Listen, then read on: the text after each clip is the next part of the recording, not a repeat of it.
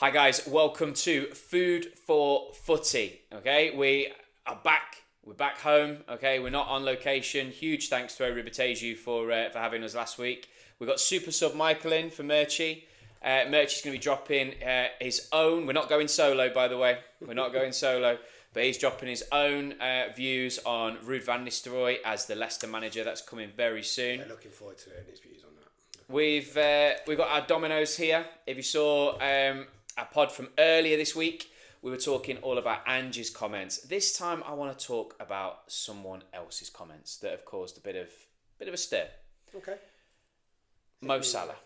Ooh, Now, forward in my side, Mo Salah. Well, yeah. Now, Mo Salah. The journalists outside after the Southampton game, they said that Mo Salah has only ever stopped in like the bullpen of journalists twice. So he's been at Liverpool all these years. 10 years? 9, I think. 9 years. Came in maybe 8 seasons. Came in just after Klopp. I think it's Klopp's second season. 8 years or so. Twice. He approached them for the first time, and he went over to them and he did that interview where he said the club So just as they're coming out, as they're walking coming to out, the coach, he's gone over to him. And he's gone over and he said the club haven't offered me anything. He said there's been no offer from the club. No, did he say offer or he say talks, conversation? He said offer. Now, I'm glad you picked up on that because I was listening to all the feedback. Jamie Carragher, for example, turning around saying, well, look, he's right when he says no offer because nothing's been put in front of him because Liverpool know he's going to reject it because the talks that are going on at the moment, they're still trying to iron everything out and they'll only put the offer in when they feel it's going to be accepted. Yeah, they're not going to rush it, are they? But it was that whole... Because Virgil goes over to him at the end. Now, Virgil doesn't pull him away, but Virgil's sort of hovering over him, listening to what he's saying, kind of like, come on, move away here.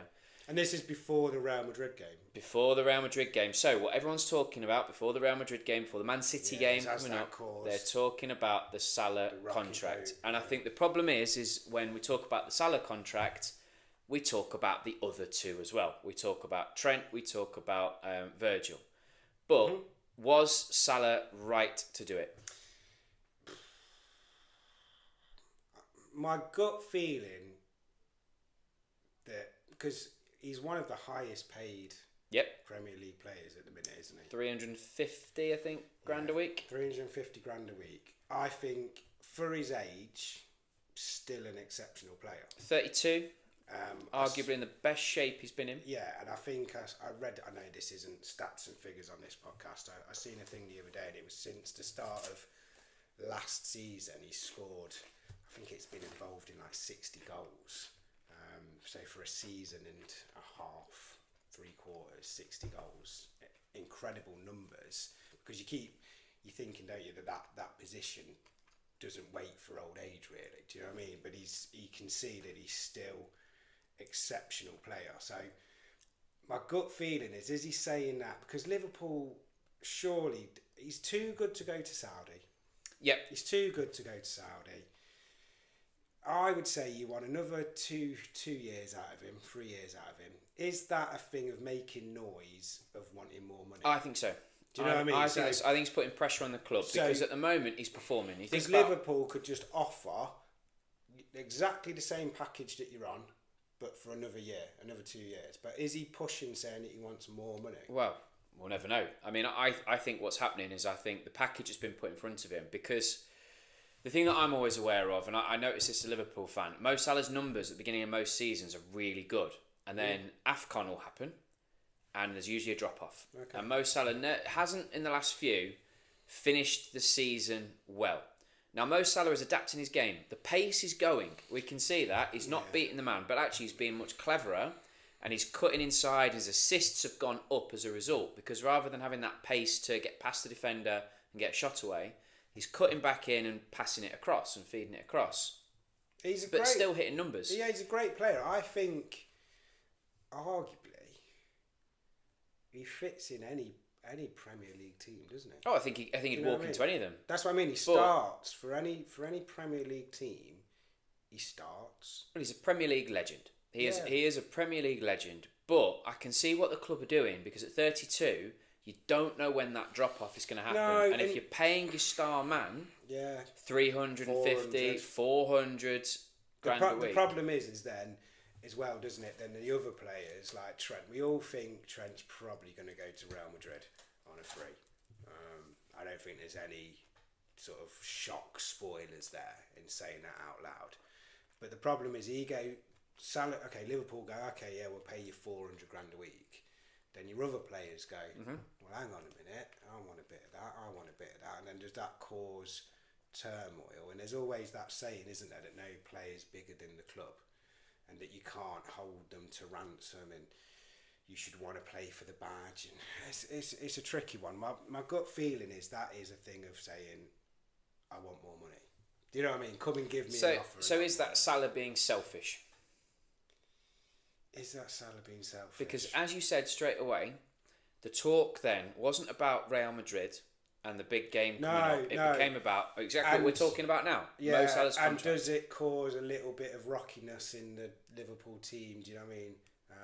Well, if all this is making noise. you're behind the scenes and you're negotiating with his agent and you are having that open dialogue, and look, if you believe what you believe on social media, apparently there's not too far apart with what they're coming towards. What he wants and but what Liverpool. How would you then feel if you were a Liverpool executive and you're negotiating with this and you see that interview? Yeah, I think the timing of it has been... It didn't need to be, did it? It didn't need to be said. But is Mo Salah feeling unappreciated? Do you know what I mean? Is he feeling unhappy? Is that a thing of then putting other clubs on notice, and then some offers come in from other clubs because they see it? It's a weird one. It's a weird because, like you say, Mo Salah will be, when we're talking about in the last one, weren't we? Rude coming in as Leicester City's boss. Yep. Premier League legend. Yep, you know he is a Premier League legend. Fantastic Premier League, prolific striker, great. And Mo Salah goes in that argument. And again, it's painful to say it because we had him at Chelsea and we let him go. But he moves into that Thierry Henry's, that Premier star player, doesn't he, on the wing? And he's great. So is he saying, I feel unappreciated? But then he's on big money. He's won multiple titles. He's won... Liverpool have looked after him. And he's always started. Yep. It's not like they're phasing him out, is it? You look at Sterling at Chelsea. You look at Sterling at City.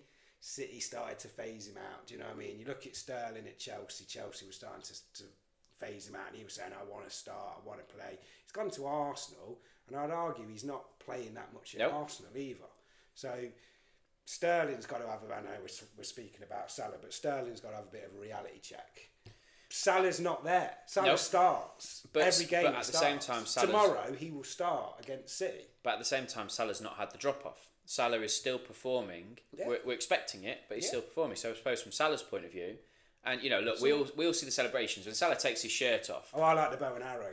But when he takes his shirt off, I think most of us look at it and go, "All right, you look after yourself." Yeah, he's like a Ronaldo, when he's well, exactly. So what would you? So as a Liverpool fan, what would you want? What would you want you to offer him? Not money. What are you saying? Because if he turns around and says, I want a 5-year contract, if he was at Chelsea, we'd probably give him a 9-year contract. You know what I mean? But what do you want? I wouldn't have a problem with giving him another 2 years. 2 years. I think that's fair. I think that's fair. And I would keep the money the same. Because what I would be saying to him is... We'd probably have to chuck him like a couple of bonuses or something.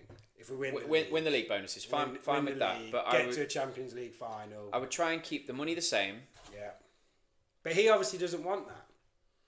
Well, there's something, we don't know, and we'll never know, but there's something that's there. There's a part of me that when he makes those comments, as a Liverpool fan, I'm looking at it going, come on, you know, he clearly wants to stay. He's angling to stay. Now, Trent... So you don't feel any sort of, you can't, do you know what I mean? You're not bigger than the club. You shouldn't do that. Do you feel it? Do you know what I feel? What do you feel? I know you're the host and you're asking me. I feel that with Trent. He's been disrespectful. I think, well, Trent didn't start, did he, against Real? He was just come back from injury. But I feel that Trent is very quiet on it all, but the noises that are coming out, a lot of it seem to be sort of, I've had a great career at Liverpool. Yeah, I think Trent is more thingy that he's going.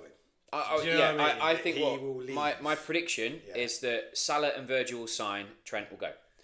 And there's £100 million player gone for a free to Real Madrid, and a homegrown lad as well. We lost Rudiger to Madrid as well. I think Salah will stay, but my question was, and look, we'll put it out to you guys in the comments. Salah, should he have gone over to those journalists and should he have made those comments? Is he being selfish? Is he just simply looking after number one? Or actually, is it trying to prompt the club into urgent action? What do you think? Yeah, what do you think? I think it's trying to prompt the club into urgent action. But can you offer him more money? I'm a Chelsea fan talking about money. It causes unsettlement. Who would be the replacement? Who would play on that right wing? Is there a natural player? I think Salah is irreplaceable, but I'm also of the belief that, Trent will go, I think, and Trent's one of the best passers. But I think you're covered in that spot. Well, Bradley's a different option, but what I would say is that no player is ever bigger than the club. No, but if Trent went today, you can fill that space. If Salah went today... Who'd fill the space? If Salah went today, you'd play Gakpo or Diaz out on the Does Diaz right. not play on the left? Yeah, you put one of them on the right, though. And they'd come in... I don't like Gakpo. I know he scored, didn't he? But that's it. But, like I said, what do you guys think? Okay, let us know in the comments. Was Salah being selfish? Or is he just using the tools available to him to get the best deal? Let us know what you think. Right, guys, thanks for listening. As always, take care and see you later.